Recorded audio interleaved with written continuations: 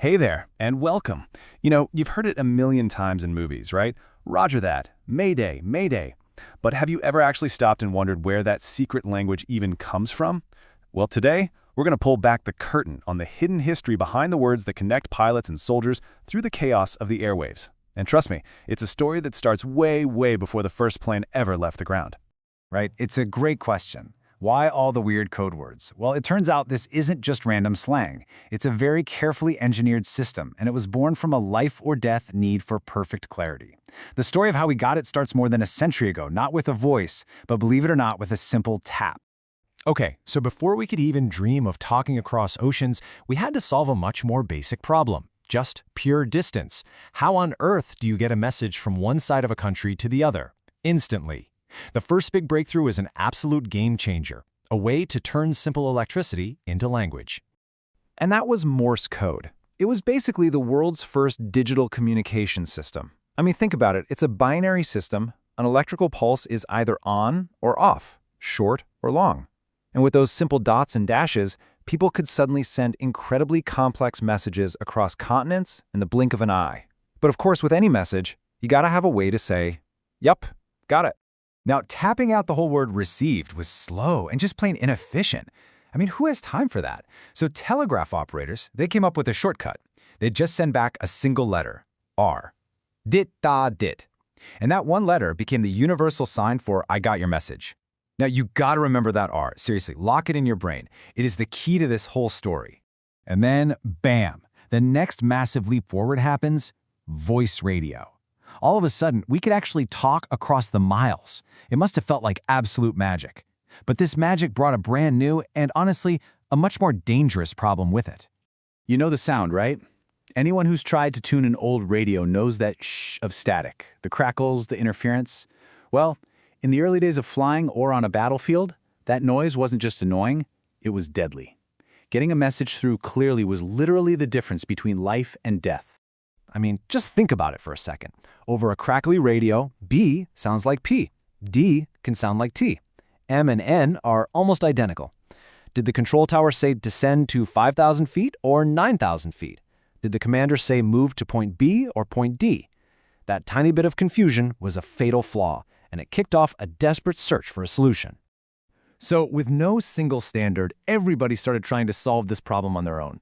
Different militaries, different air services, and the result was, well, it was a complete and total mess. You could almost call it the alphabet wars.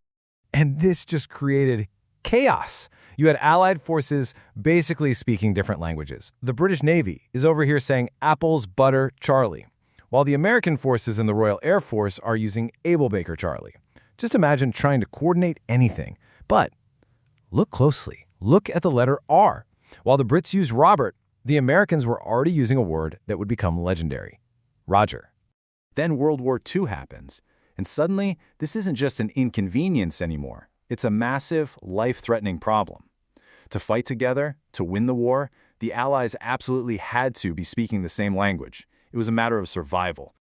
So they finally hammered out a solution, a single, unified phonetic alphabet.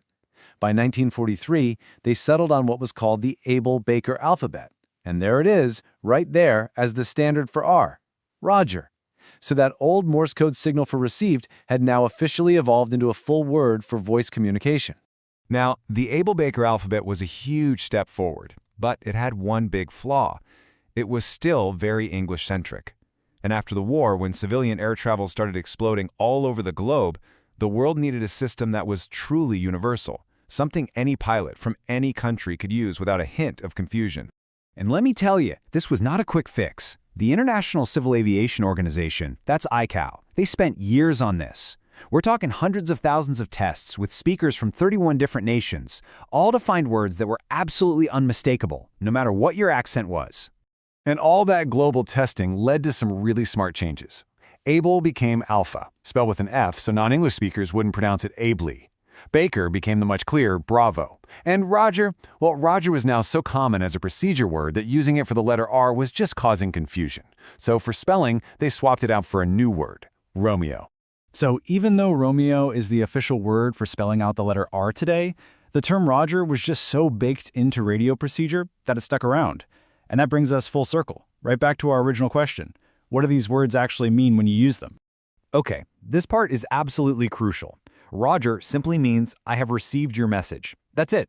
It is the direct descendant of that original Morse code R. It doesn't mean yes, it doesn't mean I'll do it, it is only an acknowledgement that your transmission got through the noise. Wilco, on the other hand, is a whole different animal. It's a contraction, short for will comply. When you say Wilco, you are making a promise.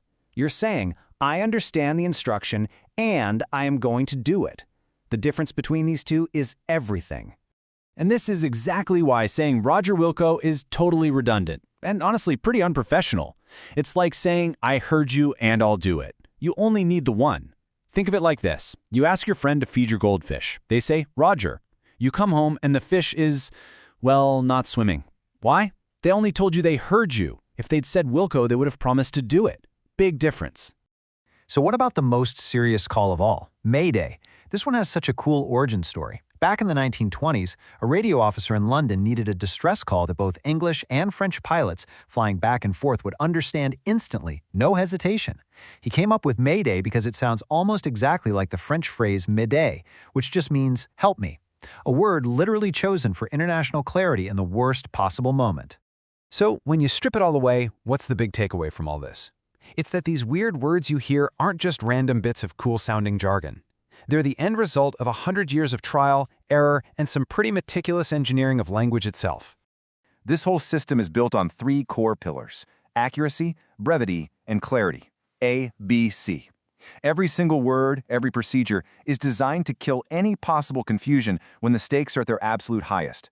This is a language that was forged in the noise of battle and the challenges of the open sky, where one misunderstood word is a risk nobody can afford to take. And that kind of leaves us with one final thought. You know, in our modern world of AI copilots and secured data links, what's the future for this very human, very carefully built language? I mean, when all the fancy technology fails, when the screens go dark, and all you have left is your voice and a crackly radio, this language of absolute clarity is what remains. So what do you think? What's its role going to be in the next 100 years?